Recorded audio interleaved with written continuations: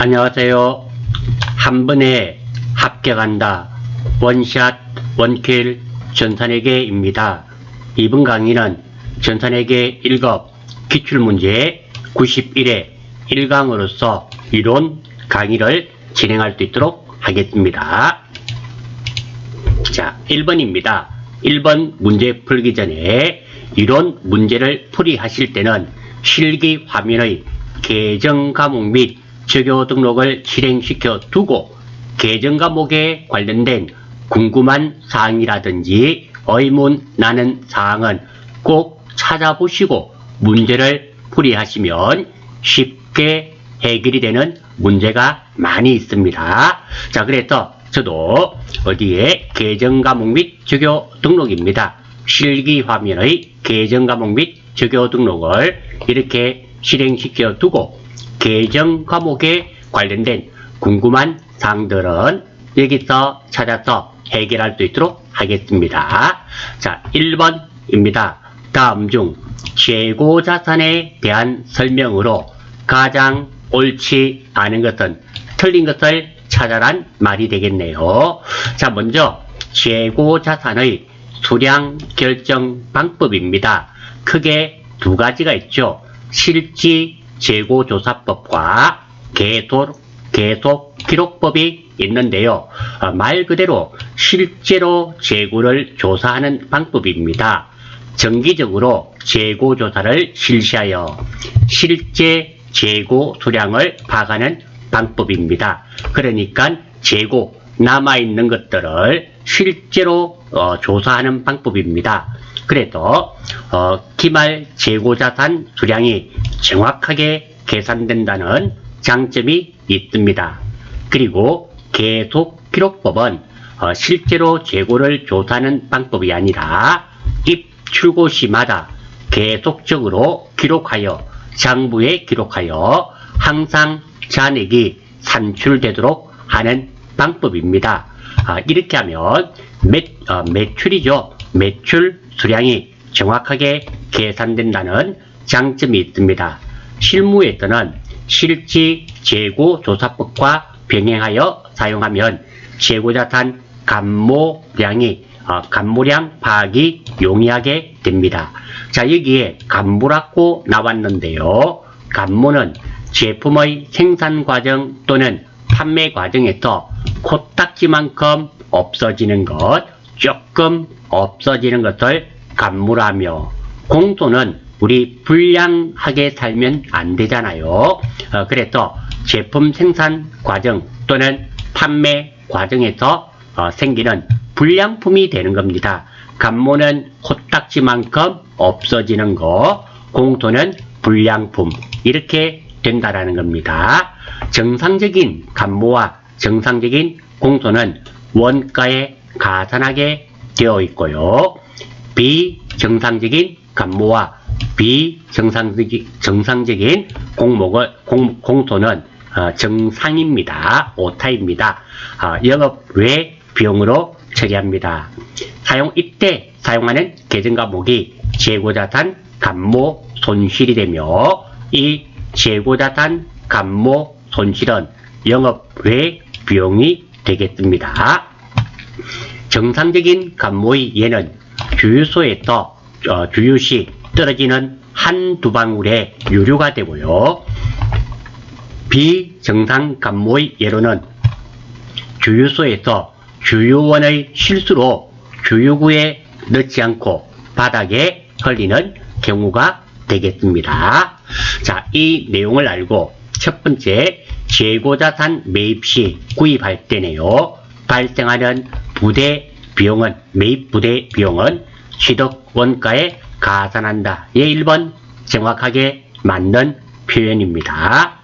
재고 수량의 결정 방법 중 계속 기록법을 적용하면 기말 재고자산 수량이 정확하게 계산되고 실지 재고조사법을 적용하면 매출 수량이 정확하게 계산된다. 자, 이게 언뜻 보면 맞는 말 같지만 정답은 2번이 되겠습니다. 말이 거꾸로 되었죠. 어떻게? 자, 기말 재고자산 수량이 정확하게 파악되는 것은 실지재고조사법이 됩니다. 계속기록법이 아니죠. 그리고 계속기록법을 적용하면 매출 수량이 정확하게 표시됩니다. 따라서 정답은 2번이 되었습니다. 2번은 계속기록법과 실지재고조사법이 반대로 표현이 되어 있네요. 그래서 정답은 2번이며 3번 재고자산의 감모 손실은 정상감모와 비정상감모로 구분하는데요. 정상감모 손실은 매출 원가에 가산하며 비정상감모는 영업외 비용, 정확하게 계정과목으로는 재고자산 감모 손실로 처리하죠. 예, 맞는 말입니다. 평균법은 기초 재고자산과 단기에 매입한 상품에 대한 평균 단위당 하나당 원가를 구하여 기말 재고자산과 매출 원가를 계산하는 것입니다. 예, 맞습니다. 여러분들이 알고 계시는 이 평균법은 가중치가 부여된 그런 평균이 되는 겁니다. 여러분들 학교 다니실 때 초등, 중등, 고등학교 때 성적 산출하는 거 있잖아요. 그때 몇 등 할 때 이 가중평균을 사용하는 방법이며 실제로 우리 원가 계산에서도 이 가중평균이 이용이 됩니다. 1번의 정답은 2번이 틀렸습니다. 2번 다음 거래에 대한 회계 처리를 정확히 하였을 경우 영업 외 비용에 포함되는 것은 자 포인트부터 먼저 보겠습니다. 계정과목 및 적요 등록인데요. 계정과목이 기억나지 않으실 때는 계정과목 및 적요 등록에서 컨트롤 F를 이용하여 찾으면 쉽게 찾아집니다. 자, 1번 한번 보겠습니다.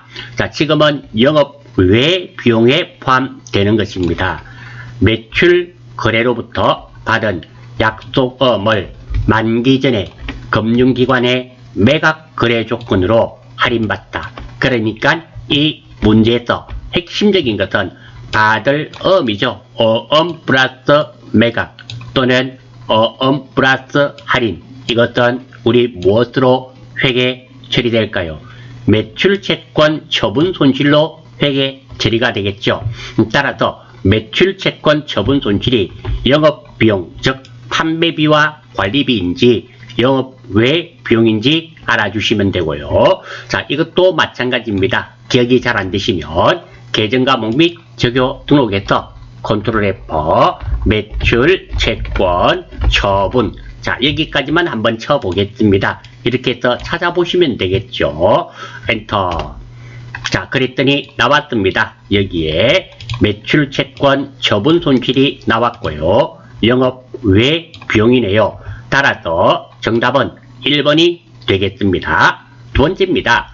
매입 거래처에 지급한 약속금이 만기 전에 금융기관에 매각되었다고 통보만 받았네요. 매각되면서 할인받았다든지 어떻게 되었다든지 돈을 주고받았다. 이런 말이 전혀 없죠. 이런 것들은 회계상의 거래가 아닙니다. 그래서 미연번은 틀렸네요. D급번 매출 거래처 파산으로 외상대금 중 일부를 회수하지 못하다. 자, 외상대금이란 말은 대부분은 그게 되겠죠. 대부분은 외상 매출금이 됩니다. 하지만 미수금일 수도 있습니다. 이거 대손 처리할 때는 대손 충당금과 대손 상각비가 되는데요. 무엇일 때 외상대금이 매출 채권, 즉 외상 매출금이었을 때는 이렇게 처리되지만 만약 미수금이었다면 대손 충당금과 기타의 대손 상각비가 됩니다. 물론 기타의 대손 상각비는 영업 외 비용입니다. 3번은 D급번은 틀렸습니다. 자, 기타의 대손 상각비였더라면 맞는 게 되는데요. 파산으로 외상 대금은 대부분은 외상 매출금을 의미하게 됩니다. 그래서 대손 상각비도 있다라는 겁니다. 외상 대금은 외상 매출금이었다면 대손 상각비, 그리고 미수금이었다면 기타의 대손상각비로 처리가 되는데요. 자, 이때 대손상각비 한번 찾아보겠습니다. 컨트롤 F, 대손상각비, 엔터. 자, 지금 기타의 대손상각비가 먼저 나와 있네요. 기타의 대손상각비는 영업외 비용이 맞지만 그냥 대손상각비, 컨트롤 F, 엔터, 다음 찾기. 자, 나왔습니다. 위로 살살 올려가 봤더니 여기에 대손상각비 800번대로 나와 있죠. 대손상각비는 뭐 영업비용, 판매비와 관리비가 됩니다. 그래서 이번은 일부는 맞을 수 있지만 일부는 틀렸습니다. 니은번도 틀렸고요.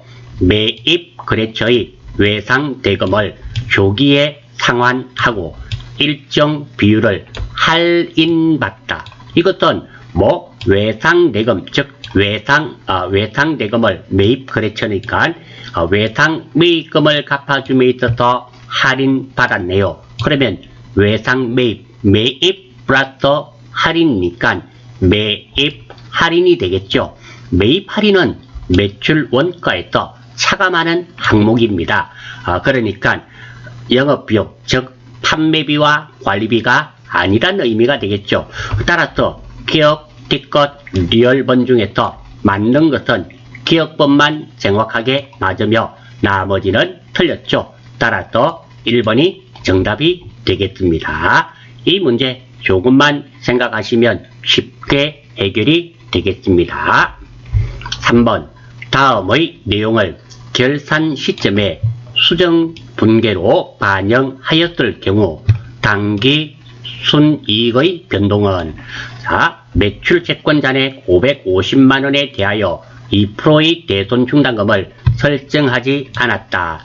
단 전기 대손 충당금 기말 잔액은 3만원이라고 가정한다. 그리고 12월 15일 가수금으로 회계 처리하였던 5만원에 대하여 기말에 가수금에 대한 원인이 파악되지 아니하여 결산 수정 분계를 하여야 하는데 하지 않고 있다. 자, 이 문제는 지금 당기 순이익이 얼마인지는 모르겠습니다. 하지만 이 두 개가 누락이 되었다 그러네요. 이 두 가지를 결산 처리했을 때 당기 순이익이 얼마 증가된다, 얼마 감소된다. 그것을 물어보는 문제가 되겠네요. 한번 살펴보겠습니다. 자, 문제는 제가 위에 있는 거 그대로 적어 두었고요. 자, 필요한 대손 충당금을 구해 보겠습니다. 550만원의 2%입니다. 그러면 550만원 곱하기 0.02가 되겠죠. 총액은 얼마? 11만원이 필요합니다. 그런데 기말 잔액이 얼마 있었습니까? 3만원이 있었습니다. 보충법이죠. 내가 필요한 금액은 총 11만원인데 지금 3만원을 가지고 있습니다. 얼마 더 보충을 해주면 가능할까요? 8만원이죠. 따라서 대손 충당금 설정액은 11만원이 필요한데 3만원이 있기 때문에 빼주었습니다. 8만원이 필요하겠네요. 결산 분계를 하면 차빈이 대손상각비 8만원, 대빈이 대손충당금 8만원이 되겠습니다. 결론은 대손상각비 8만원 판매비와 관리비 비용이 발생되었습니다. 두 번째입니다. 12월 15일입니다. 자, 이 내용은 가수금의 원인이 결산일까지 밝혀지지 않아 잡이익으로 대체하는 내용입니다. 왜냐하면 가수금 돈의 입금은 있었으나 그 원인이 밝혀지지 않았을 때 가수금을 사용하게 되겠죠. 따라서 결산 분계를 하면 잡이익 5만원이 되며 가수금이 없어지게 됩니다. 결론은 잡이익 영업 외 수익 3만원이 발생하였습니다. 따라서 당기 순이익은 총수익에서 총비용을 빼면 되는데요. 총수익 얼마가 있습니까? 잡이익 5만원이 있습니다. 그리고 비용이 얼마? 대손상각비 8만원이죠. 빼면은 마이너스가 되겠죠. 3만원. 자, 그리고 우리 회계에서는 이렇게 삼각형 있죠. 역삼각형. 이것이 마이너스 표시입니다. 따라서 지금은 당기 순손실이 되겠네요. 3만원이 되며, 즉 당기 순이익이 3만원 감소됩니다. 정답은 1번 당기 순이익을 3만원 감소시킨다가 되겠습니다. 이 문제 자주 출제되는 문제이오니 꼭 좀 기억해 주시고요. 이 문제를 기억해 달라는 말이 아니라 이렇게 이런 내용을 반영했을 때 당기 순이익의 변화는 어떻게 되는가 라는 문제를 묻는 문제가 자주 출제됩니다. 이런 문제들 유형별로 묶어서 꼭 좀 익혀 주시기를 바라면서 3번 문제 넘어가겠습니다. 4번 다음 일반 기업회계 기준에서 분류되는 계정 과목 중 성격이 다른 것은 자 혹시 지난번 91회 시험 치셨을 때 이 문제가 틀리신 분은 정말 쉬운 문제를 틀리신 겁니다. 이렇게 보기에 계정 과목들이 나올 때는 계정 과목 및 주교 등록에서 찾아만 보셨더라면 쉽게 누구나 다 맞출 수 있는 이런 문제를 놓치신 거예요. 그러니까 자 이런 문제는 꼭 좀 맞추실 수 있도록 하십시오. 자기 주식 한번 보겠습니다. 컨트롤 F 자기 주식입니다. 자 나왔죠? 여기에 보면 자기 주식 처분 이익은 아니고요. 다시 다음 찾기 하면 되겠네요. 자기 주식 찾았습니다. 자 여기에 보니까 자기 주식이 찾아졌고요. 자기 주식은 자본 조정입니다. 그래서 기억번은 1번은 자본 조정, 미교부 주식 배당금도 찾아보십시오. 나옵니다. 자본 조정. 그리고 감자 차손 이것도 자본 조정이지만 미지급 배당금은 그거죠. 유동부채가 됩니다. 한번 찾아보겠습니다. 계정 과목 및 주교 등록에서 컨트롤 F 미교부 주식 배당금. 자, 미교부 주식 배당금 찾아보니까 자본 조정이죠. 그리고 미지급 배당금, 미지급 배당금. 자, 찾았네요. 미지급 배당금. 자, 여기에 찾아졌습니다. 미지급 배당금은 부채 중에서도 유동 부채가 됩니다. 따라서 4번의 정답은 3번이 될 수밖에 없습니다. 제가 미리 찾아서 이렇게 정리를 해 두었는데요. 굳이 외울 것이 아니라 계정 과목 및 주교 등록에서 컨트롤 F를 이용해서 쉽게 찾을 수 있다는 거 밑줄 긋고 별 치시면 되겠습니다. 5번 한번 보겠습니다. 다음은 유가증권에 대한 일반 기업회계 기준의 설명이다. 옳지 않은 것은 유가증권 여러분들 시험 치시면 반드시 출제되는 그런 문제입니다. 한번 보겠습니다. 자, 유가증권은 증권의 종류에 따라 지분증권과 채무증권으로 분류가 됩니다. 단기 매매증권, 시세차익을 목적으로 매수와 매도가 적극적이고 빈번하게 일어나는 주식이며 시장성을 상실하면 매도 가능 증권 123번짜리가 아니라 178번짜리 투자자산으로 재분류합니다. 그리고 단기 매매증권 평가는 공정가치로 하는 것이 원칙입니다. 매도 가능 증권입니다. 투자의 목적으로 여차하면 팔고 여차하면 끝까지 가지고 있는 주식이며 카멜레온처럼 상황에 따라 처리 가능한 주식입니다. 평가는 공정가치로 평가하는 것이 원칙입니다. 즉 단기 매매증권과 매도 가능증권의 평가는 공정가치입니다. 만기 보유증권은 만기까지 보유하고자 하는 적극적인 의지와 능력, 만기까지 보유하고자 하는 적극적인 의지와 능력이 있는 경우에 만기 보유증권으로 분류가 되며 평가는 상각 후 원가로 하는 것을 원칙으로 합니다. 그리고 매도 가능증권 평가 손익은 단기의 항목, 손익 계산서 항목이 아니라 자본 항목의 기타 포괄 손익 누계액에 해당이 됩니다. 아울러서 단기 매매증권 수수료 처리입니다. 살다 팔포, 즉 살 때 수수료는 따로 적고 수수료 비용으로 따로 적고 물론 영업 외 비용입니다. 팔 때 수수료는 포함합니다. 즉 이익을 보고 팔았으면 단기 매매증권 처분 이익에 떠 수수료 비용을 차감하고 수수료 비용은 기재하지 않습니다. 손해를 보고 팔았으면 단기 매매증권 처분 손실에 수수료 비용을 가산해야 되겠죠. 더하고 수수료 비용은 기재하지 않습니다. 자, 이 내용을 안다는 가정하에 문제를 한번 보겠습니다.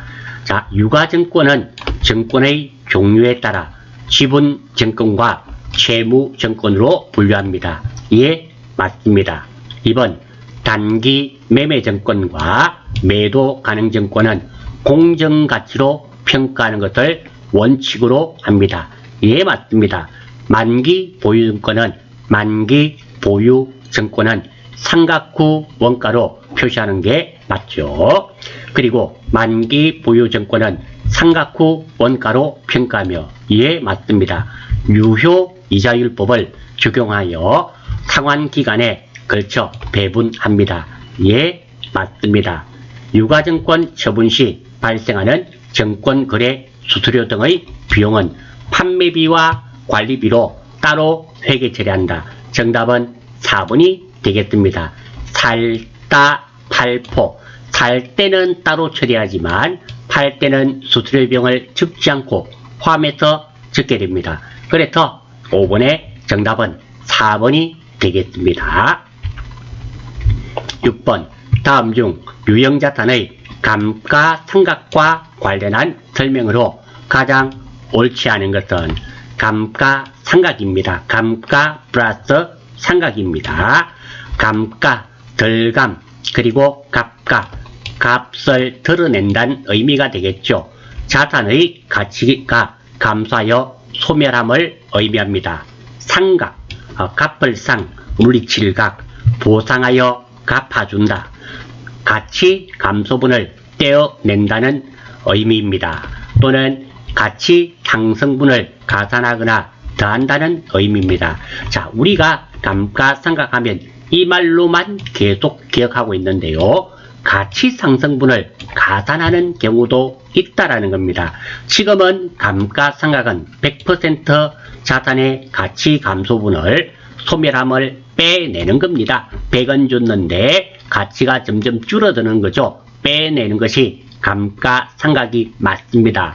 하지만 다음에 사채의 상각, 이때 사채 상각은 빼는 것만 있는 것이 아니라 더하는 경우 가치 상승분을 더하는 경우도 있다라는 겁니다. 지금은 별 필요가 없지만 상각이란 뜻이 빼는 것만 있는 것이 아니다. 물론 여러분들이 여기까지 접하신 상각은 다 빼는 것이었습니다. 하지만 상각이 가치 상승분을 가산하는 경우도 있다라는 겁니다. 참고로 알아주시고 감가상각의 주 목적은 취득 원가의 배분에 있습니다. 그리고 정액법입니다. 정액법은 취득원가 마이너스 잔존가액 나누기 내용연수가 됩니다. 잔존가액이란 말은 남은 가치, 내용연수는 사용연수를 의미하게 됩니다. 정액법과 연수합계법은 앞부분은 같습니다. 이렇게 같이 기억해 주시고요. 뒷부분이 연수의 역순 나누기 연수의 합계인데요. 앞부분은 같으면서 연수합계법은 5년이면 연수의 합계가 1에서 5까지 더하면 15가 됩니다. 15. 그리고 1차년도에는 5 역순이니까 2차년도에는 15분의 2차년도에는 15분의 5 다음이 4. 그리고 3차년도에는 15분의 3. 이렇게 곱해가면서 값을 감가상각비를 구하는 것을 연수합계법이랍니다. 자, 이 내용을 토대로 해서 보기를 살펴보겠습니다. 감가상각의 주된 목적은 시옷 원가의 배분에 있습니다. 1번 정확하게 맞습니다. 두 번째, 정률법은 자산의 내용 연수 동안 감가상각이 매기간 증가하는 방법입니다. 자, 정률법은 보시면 정률률은 정해져 있습니다. 바뀌지 않습니다. 시도금고에서 무엇을 빼게 되어 있습니까? 감가상각 누계액. 즉 다시 말해서 이 감가상각 누계액이 어떻게 될까요? 점점 매년 감가상각비를 더한 것이 감가상각 누계액입니다. 이 감가상각 누계액은 매년 커지게 됩니다. 빼기가 커지면 이 전체 값은 어떻게 될까요? 줄어들겠죠. 정률은 항상 같습니다.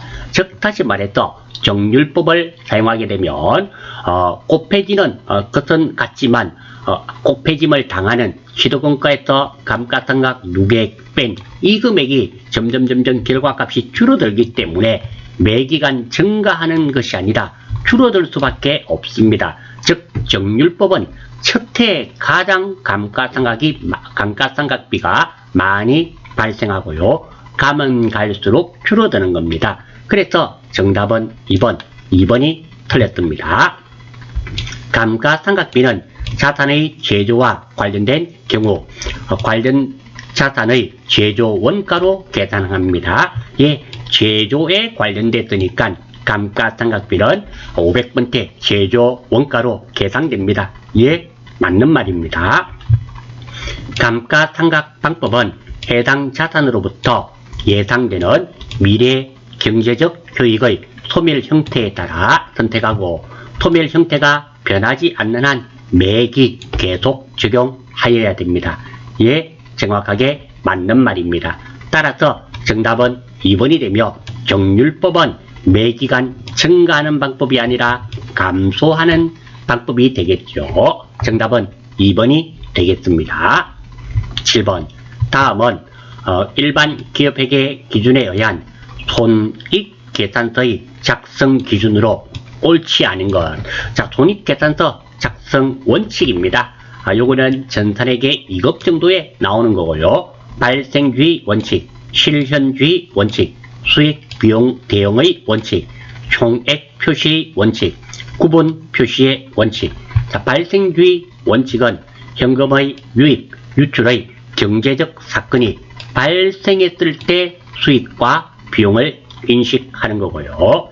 실현주의 원칙은 경제적 효익의 유입 가능성이 높고 효익을 신뢰성 있게 측정할 수 있을 때 수익을 인식하게 되며, 그리고 수익 비용 대응의 원칙은 수익을 창출하기 위하여 발생한 비용을 관련 수익이 인식되는 기간에 대응한다는 거.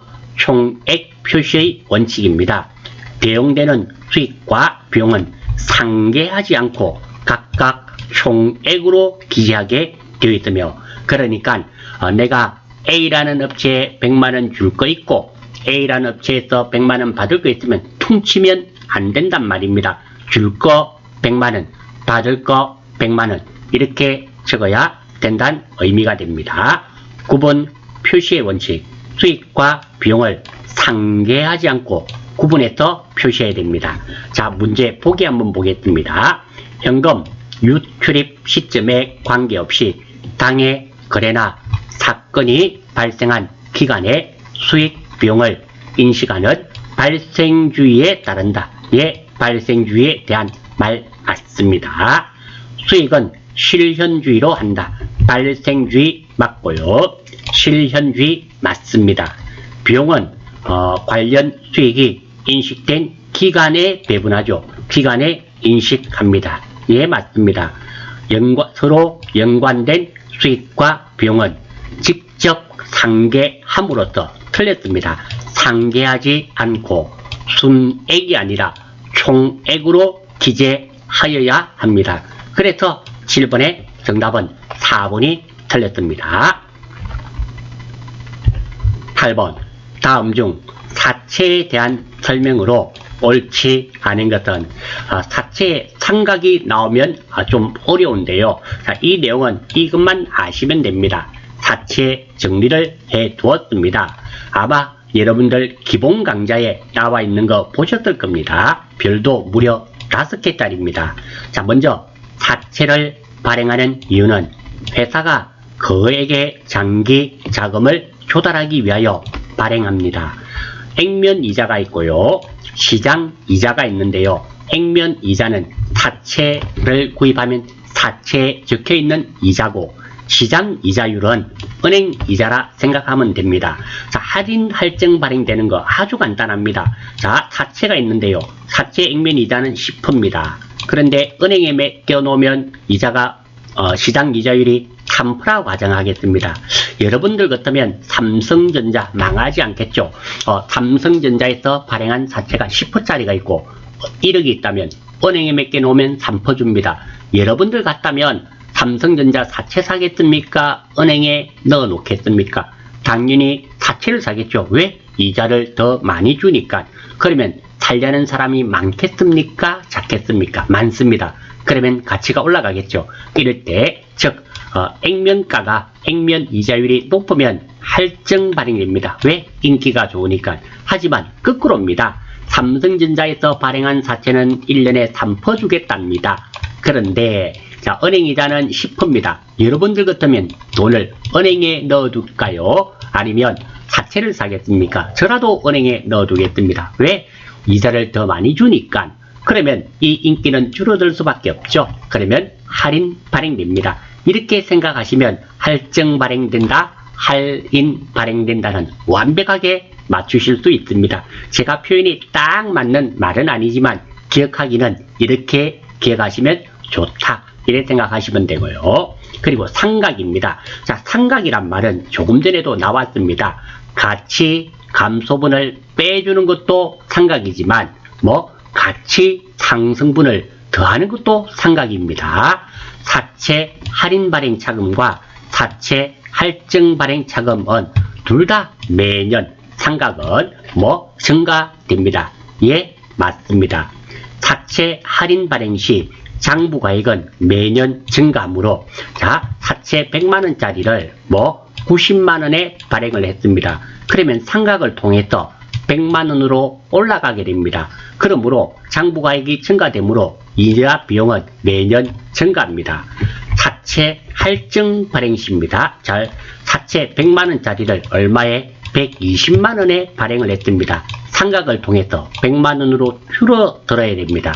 상각이란 말이 이렇게 빼주는 경우도 있지만 조금 전에 할인 발행 시는 100만원짜리를 90만원에 발행하면 상각을 통해서 이게 100만원으로 증가돼야 됩니다. 이게 상각이에요. 그래서 지금 같은 경우 할인 발행의 경우 상각은 가치를 증가시키는 겁니다. 더해가는 거예요. 할증 발행 시 장부가액이 매년 감소하므로 그렇죠. 120만원에서 100만원으로 매년 줄어들기 때문에 이자 비용은 매년 감소합니다. 자, 요 말 오해하시기가 쉽습니다. 이게 상각이란 뜻을 정확하게 알고 있으면 이게 어렵지 않습니다. 그리고 사채 할인 발행, 사채 발행 차금은 유효 이자율법에 의하여 상각하도록 되어 있습니다. 앞에 보기도 나왔습니다. 상각, 갑벌상, 물리칠각, 보상하여 갚아준다는 의미가 되고요. 가치 감소분을 떼어낸다 또는 뺀다는 의미입니다. 하지만 또는 가치 상승분을 가산하거나 더한다는 의미도 있다라는 거 알아주시고요. 이 사채의 정리, 전산에게 1급 기본 강좌에 사채의 정리도 나와 있으며 사채에 대한 설명을 상각, 할인 발행했을 때, 할증 발행했을 때 상각하는 방법까지 제가 설명을 드렸었는데요. 혹시 사채에 대해서 좀 더 궁금하시면 전산에게 1급 요점 정리 강좌에 2강인가 1강인가에 있습니다. 참고하실 수 있도록 하시고요. 하지만 이거는 반드시 아셔야 됩니다. 자, 보기 한번 보겠습니다. 사채란 채권자들로부터 자금을 조달하는 방법이다. 그에게 자금을 장기로 조달하는 방법입니다. 예, 1번 맞습니다. 사채 발행과 관련하여 직접 발행한 발행 수수료 등은 사채 발행가액에서 직접 차감합니다. 예, 2번도 맞습니다. 사채 발행가에게서 뺀다는 의미가 되겠죠. 사채 할인 발행차금과 사채 할증 발행차금은 유효 이자율법에 따라 상각합니다. 예, 맞습니다. 시장 이자율이 액면 이자율보다 크다. 즉 은행 이자가 크네요. 그러면 할증이 아니라 무슨 발행이 된다? 은행에 다 넣어놓겠죠. 사채를 사지 않습니다. 그러면 할인 발행이 되어야 됩니다. 따라서 8번의 정답은 4번이 되며 8번 문제는 조금 난이도가 있는 문제입니다. 9번입니다. 공장에서 사용하던 밀링 머신이 파손되어 처분하려 한다. 취득원가는 300만원이며 파손 시점까지 감가상각 누계액은 150만원이다. 그러면 장부가액은 150만원이 되겠네요. 취득원가에서 감가상각 누계액을 빼니까 동기계를 바로 처분하는 경우 100만원을 받을 수 있고 50만원 손해보네요. 20만원을 추가로 지출하여 수리하는 경우 130만원을 받을 수 있다. 이때 매물원가는 매물 원가에 대한 질문이네요. 자, 한번 보겠습니다. 기회 비용과 매물 원가인데요. 먼저 기회 비용부터 보겠습니다. 선택할 수 있는 대안들 중 어느 하나를 선택함으로써 다른 대안들을 선택하지 못하게 되는데, 이때 선택하지 못한 것의 최대 비용입니다. 선택하지 못한 것의 최대 비용입니다. 기회 비용은 의사결정에 고려해야 하는 원가입니다. 예를 한번 보겠습니다. 기회 비용의 예입니다. A는 주말에 알바를 하면 7만원을 받기로 하였는데 이를 포기하고 친구들과 게임을 했다. A가 친구들과 게임을 하는데 만원을 사용했다면 철수의 기회 비용은 7만원이 됩니다. 그러니까 알바를 해서 7만원을 받기로 했는데요. 친구들과 놀면서 만원을 사용했습니다.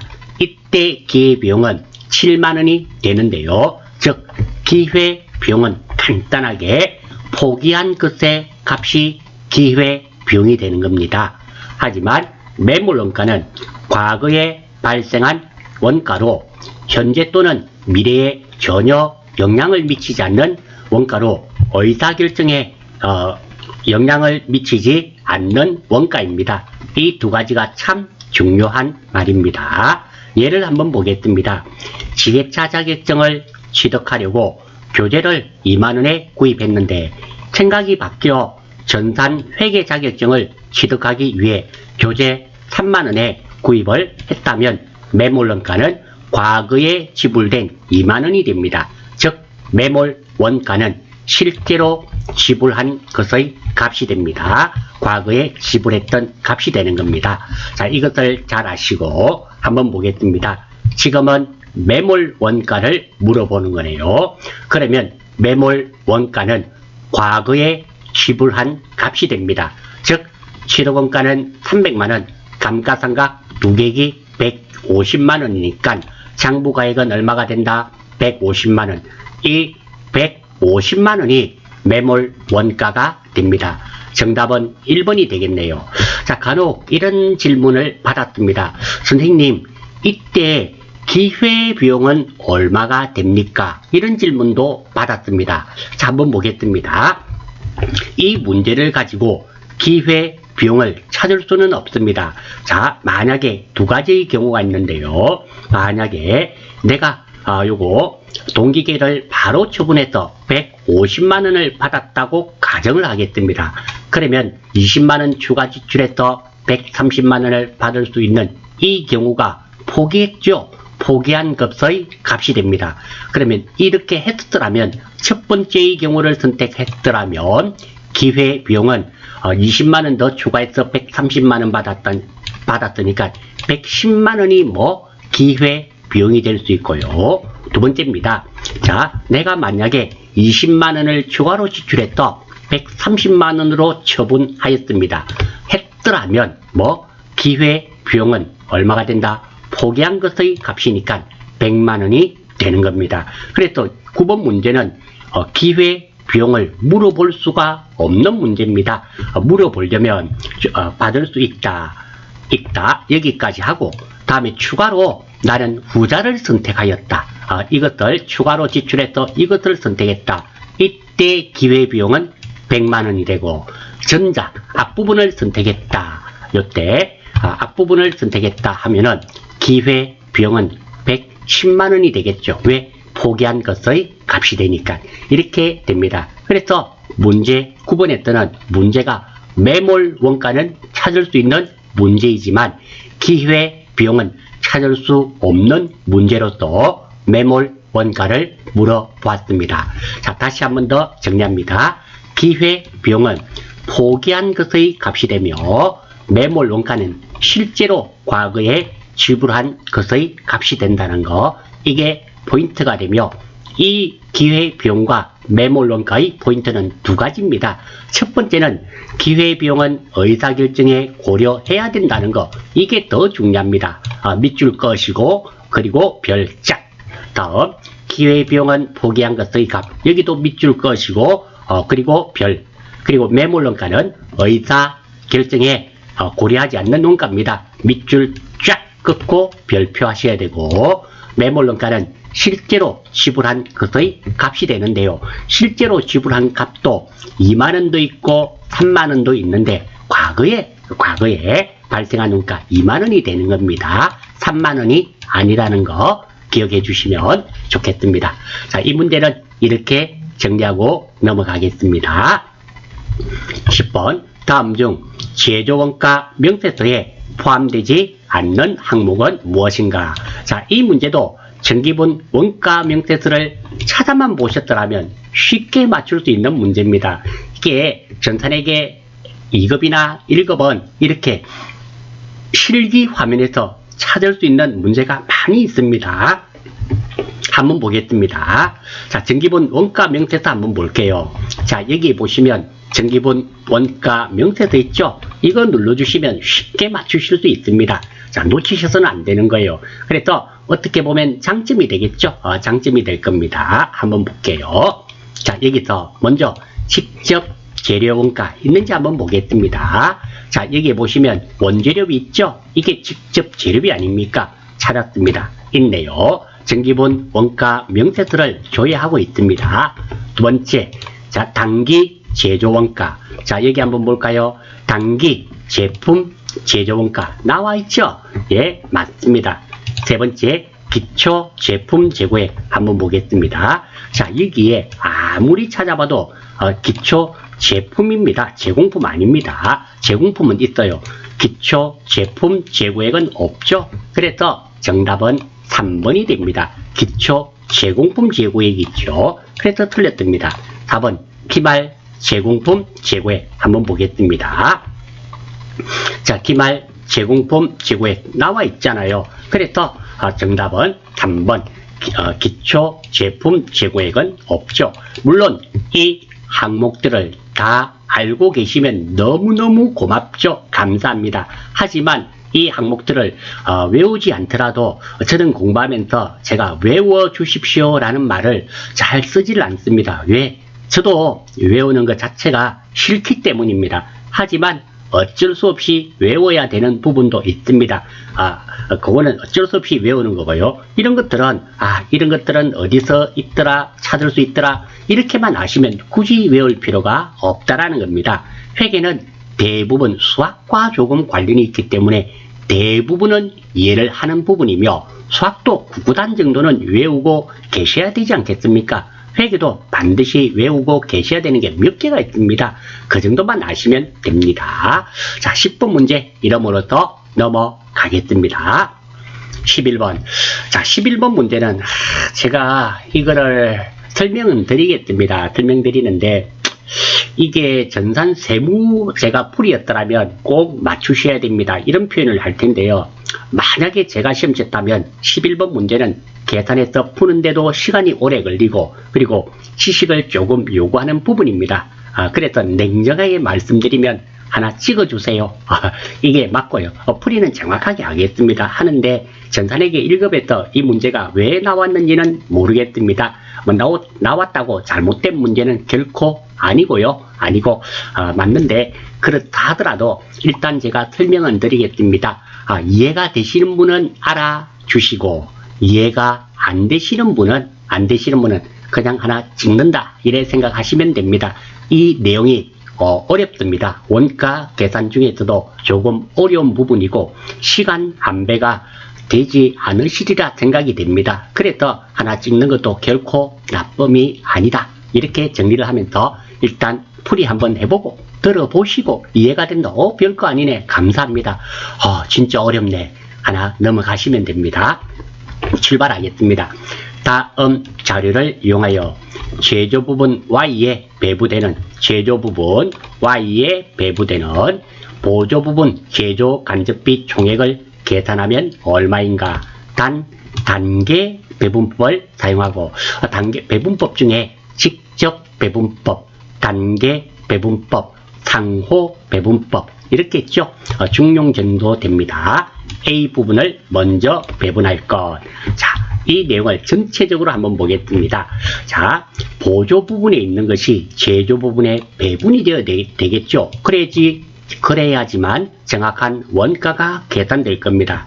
즉 다시 말해서 보조 부분이 두 가지가 있네요. 30만원과 70만원. 이 70만원이 X 부분에도 배분이 되어야 되고요. Y 부분에도 배분이 되어야 되는데 문제에서 물어본 것은 Y 부분에 배분된 이 금액이 얼마인가를 물어봤습니다. 자, 먼저 A 부분을 먼저 배분할 것이라고 되어 있네요. 그러니까 이 30만원을 어디에 배분한 다음 여기에 배분한 다음 그리고 B 부분을 어디에 X 부분과 Y 부분에 배분을 하게 된다. 이런 의미가 됩니다. 자, 전체적인 개념이 잡아지나요? 큰 개념 1번. 이 전체 70만원을 어디에 X 부분에도 배분하고 여기에도 배분하고 Y 부분에도 배분하고 이렇게 해란 말입니다. 이거 이해되시나요?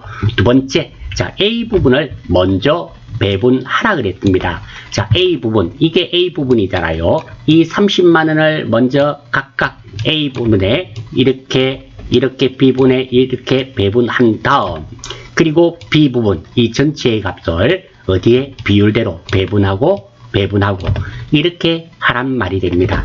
자, 그래서 한번 했습니다. 자, 위쪽은 제가 문제를 그대로 적어 두었고요. 자, 먼저 이 30만원을 배분할 겁니다. 어디에? 자, 여기서부터 배분해 볼까요? 30만원 곱하기 40%죠? 여기에 40%지 않습니까? 40% 했더니 12만원. 그리고 X 부분에도 물론 우리는 이건 필요는 없지만 각각 다 해보겠습니다. 이 30만원을 몇 퍼? 20% 했더니 6만원 계산이 됩니다. 그리고 이 30만원을 몇 퍼? 40%, 40%잖아요. 12만원. 이렇게 배분을 시켰습니다. 이거 이해되십니까? 두 번째입니다. 자, B 부분이 원래는 본대는 40만원이었지만 A 부분에 더 배분된 거 있죠? 배분된 거 있습니다. 자, 이 부분 총액이 얼마가 됩니까? 52만원입니다. 이 값이 어디에? 여기에 B 부분과 여기에 배분됩니다. 자, 1부분은 상호 배분법. 위에 첫 번째 상호 배분법으로 배분을 했고, 이번에는, 자, 이거는 A 부분은 이제 필요가 없죠? 필요가 없습니다. 왜? 배분이 끝났기 때문에 직접 배분법으로 해야 됩니다. 출발합니다. 자, 배분되는 금액이 얼마다? 40만원이 배분될 것이 아니라 상호 배분법, 용역 간의 관계가 관계가 있었죠. 요 두 개를 더합니다. 52만원이, 전체 52만원이 X 부분과 Y 부분에 배분이 됩니다. 그래서 52만원, 요거 이해되십니까? 이 금액은 12만원 더하기 40만원. 여기도 역시 마찬가지입니다. 12만원 더하기 40만원이죠. 이 금액이 배분되는데요. 30%입니다. 자, 그래서 곱하기 30%, 별 문제 없죠? 여기는 50%니까 50%, 별 문제 없습니다. 중요한 것은 직접 배분법이기 때문에 이 전체가 30% 더하기 50%가 됩니다. 100%에 30%. 이거는 끝이 났습니다. 용역 간의 관계가 무시해버립니다. 직접 배분법은. 그래서 이게 30%라고 52만원 곱하기 30% 하면 큰일 납니다. 자, 이 두 개 30% 플러스 50%입니다. 요거, 요렇게 되는 거예요.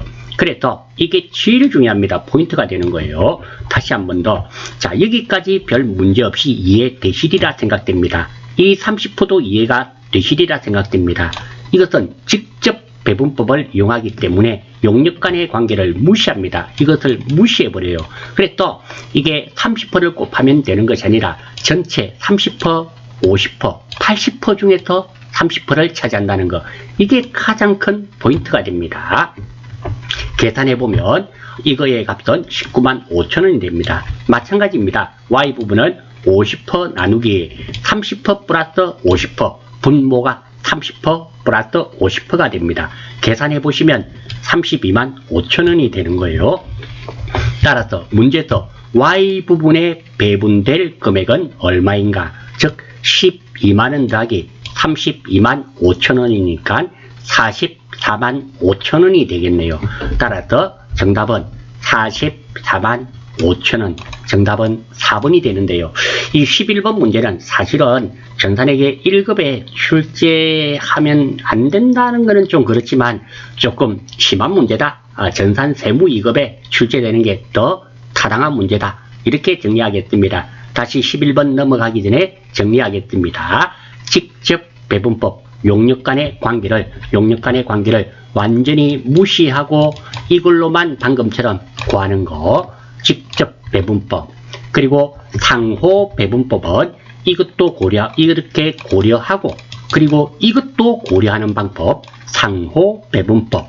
단계 배분법은 일부분은 상호 배분법을, 일부분 두 번째 구할 때는 직접 배분법을 이용한 방법이 단계 배분법. 지금은 단계 배분법이 출제가 되었습니다.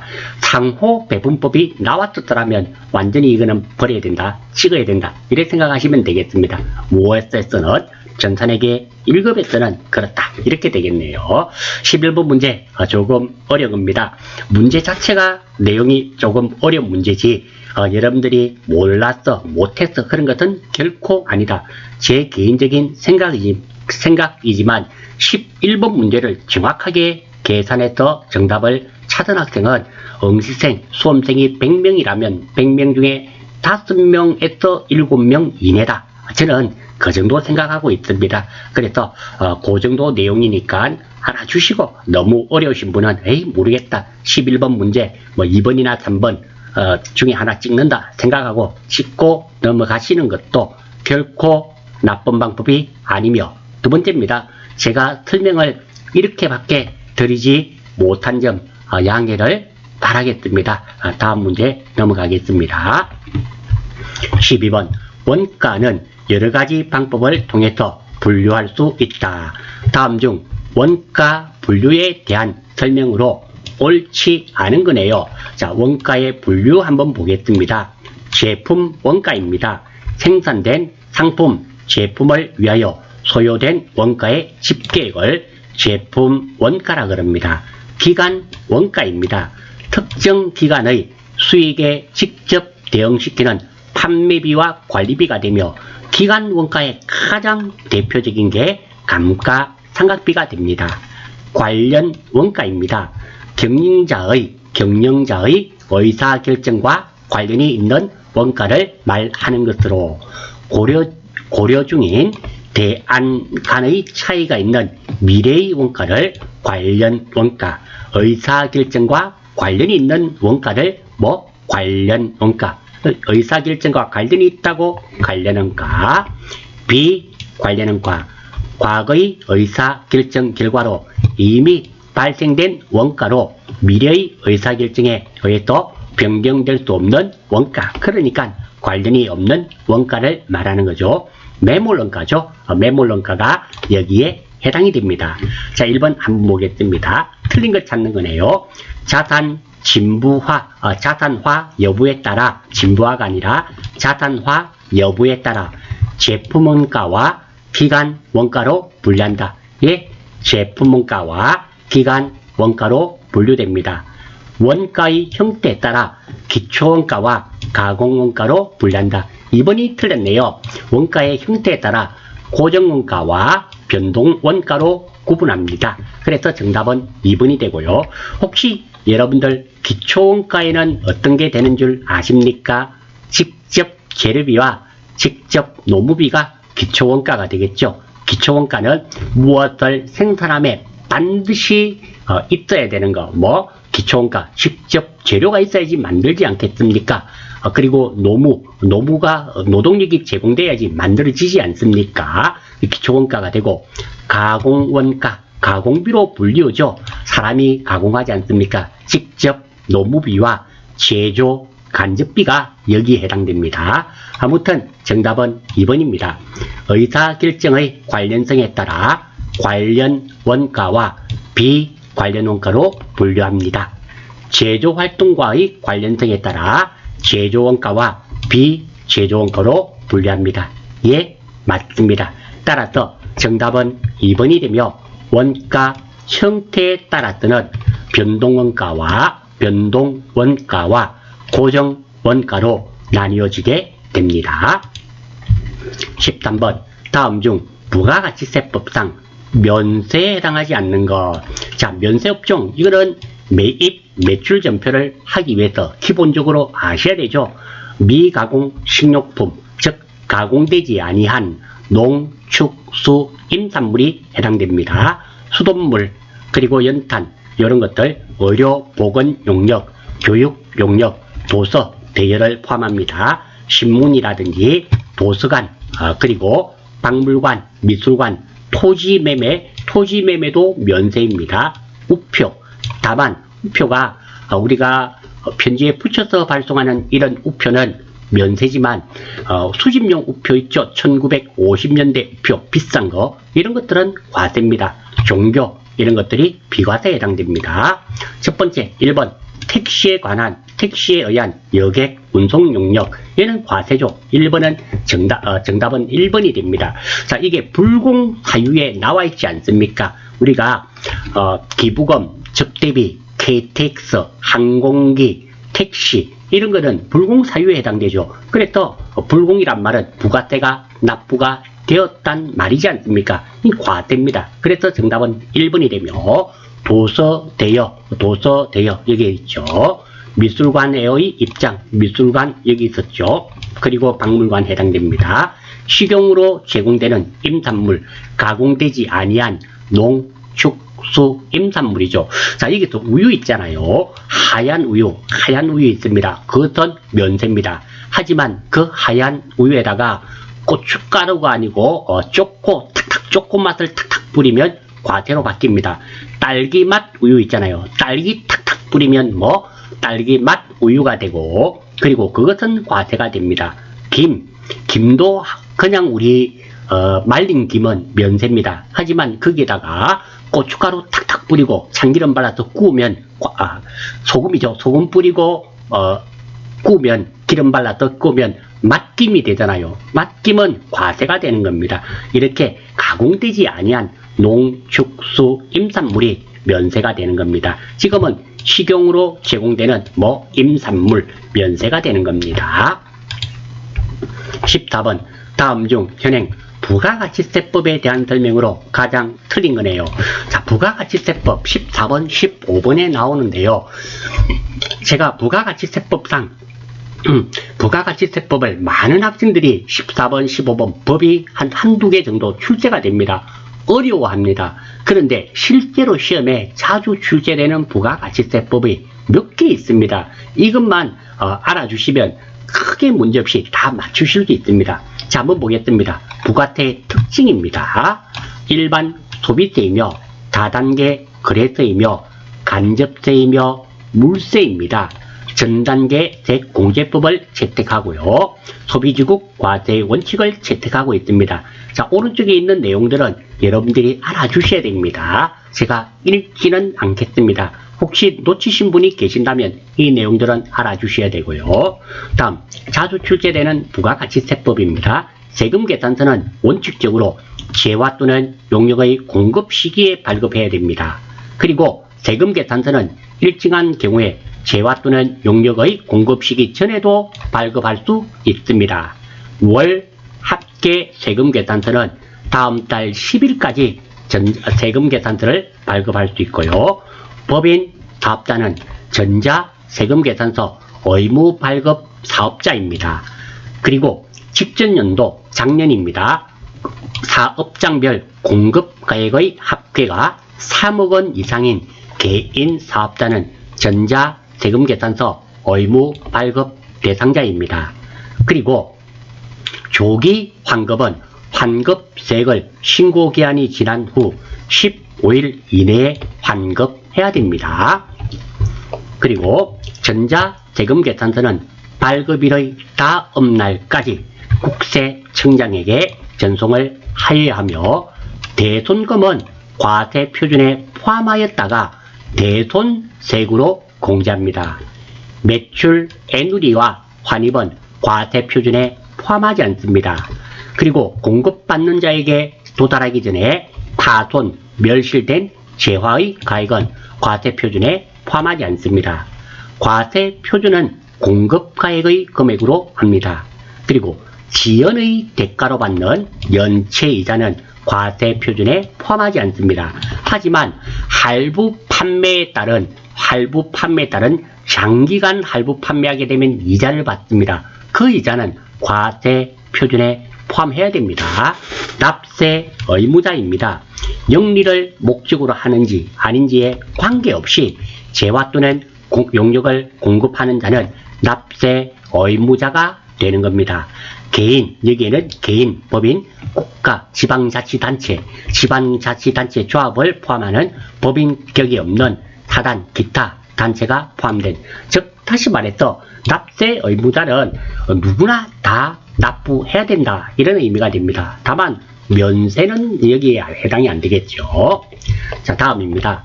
사업자는 원칙적으로 사업장마다 사업 개시일로부터 20일 이내에 사업자 등록을 신청해야 됩니다. 발급받아야 됩니다. 사업자 등록의 신청을 사업장 관할 세무서장이 아닌 다른 세무서장에게도 할 수 있다라는 거. 사업장이 2 이상인 사업자는 사업자 단위로 해당 사업자의 본점 또는 주 사무소 관할 세무서장에게 등록할 수 있습니다. 신규로 사업을 시작하려는 자는 사업 개시일 전이라도 사업자 등록을 할 수 있습니다. 그러니까 내가 다음 달에 사업할 건데 지금 사업자 등록증을 발급받을 수 있다. 국세청에서는 환영하겠죠. 왜? 이분은 부가세법에서 부가세 확실하게 내겠다, 이런 의미로 받아들이지 않습니까? 면세 사업자는 부가가치세법상에서는 사업자가 아닙니다. 왜? 부가세를 납부하지 않기 때문입니다. 그리고 재화의 공급 시기입니다. 상품권이 현물과 교환된 때, 현금 판매, 외상 판매의 경우는 재화가 인도되거나 이용 가능하게 된 때, 재화의 공급으로 보는 가공의 경우는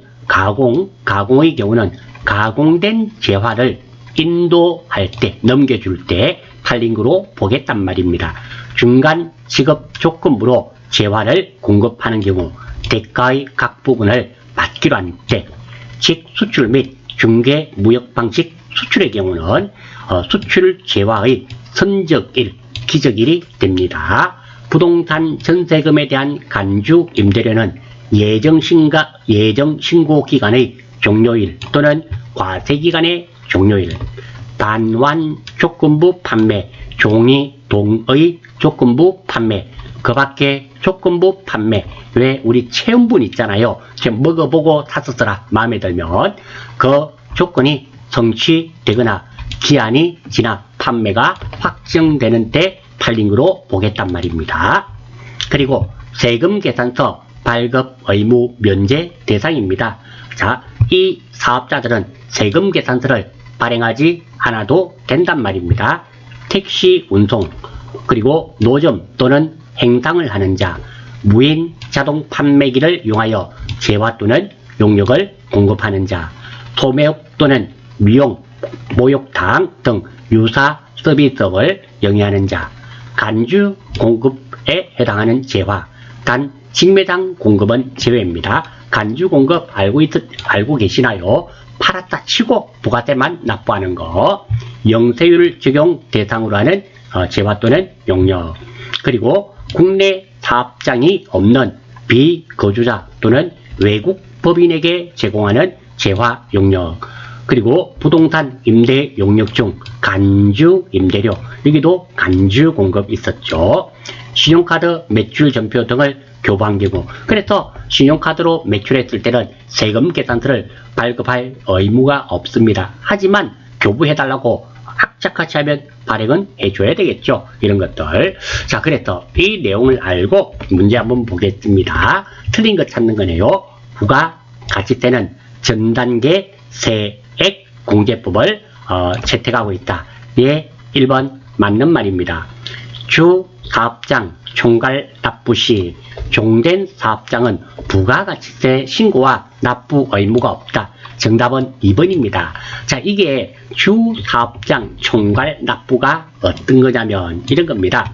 자, 제가 회사가 이게 있고 본점이 있고 지점이 여러 개 있습니다. 지점이 여러 개 있으면 각 지점마다 부가세 신고를 다 합니다. 신고하고 납부만 어디서 한다? 이게 주 사업장 총괄 납부, 주 사업장에서 납부하겠단 말입니다. 왜 여기는 마이너스가 되고 여기는 플러스 부가세 마이너스 플러스 이 다 합산을 하면 플러스 마이너스 금액이 나오겠죠. 그것을 주 사업장에서 한 방에 납부하거나 한 방에 돌려받겠다, 환급받겠다. 이것이 주 사업장 총괄 납부입니다. 그래서 종 사업장은 부가가치세 신고죠. 신고를 해야 됩니다. 납부는 어디서 하겠다? 주 사업장에서 하는 겁니다. 그래서 신고와 납부 의무가 없다가 아니라 신고 의무가 있습니다.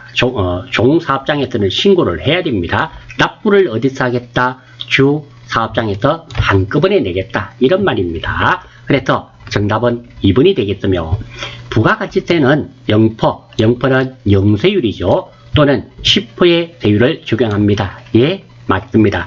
사업자는 사업장 관할 세무서장이 아닌 다른 세무서장에게도 사업자 등록의 신청을 할 수 있다 그랬습니다. 예, 맞습니다.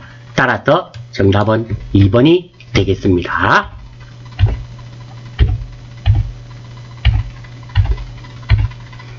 15번 마지막 문제입니다. 다음 중 사업자 등록 정정 사유가 아닌 것은 정정이네요.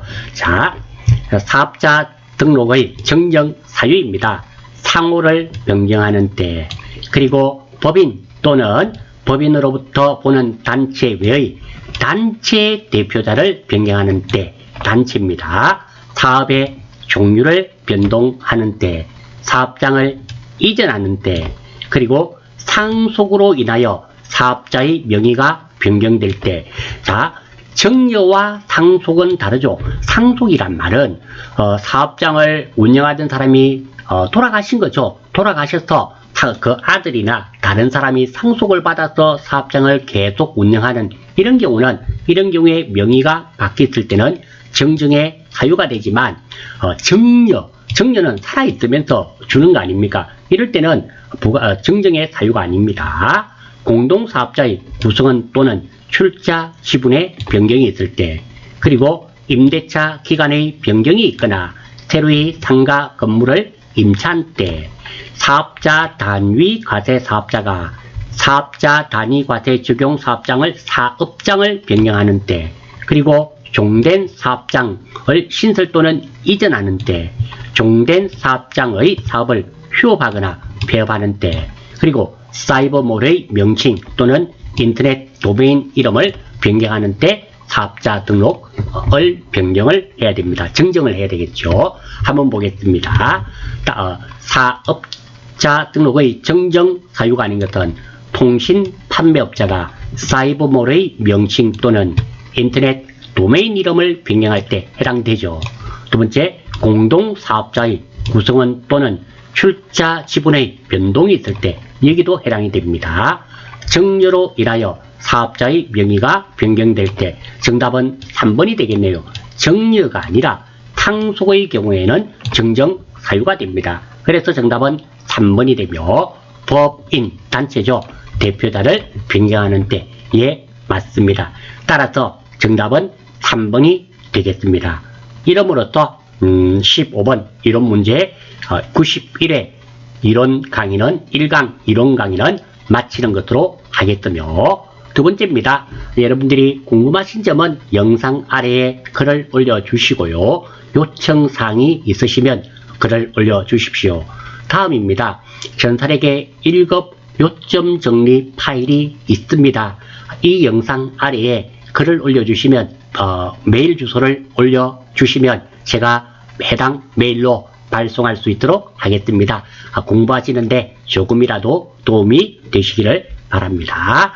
이번 강의는 여기까지 하고 마치겠습니다. 수고하셨습니다.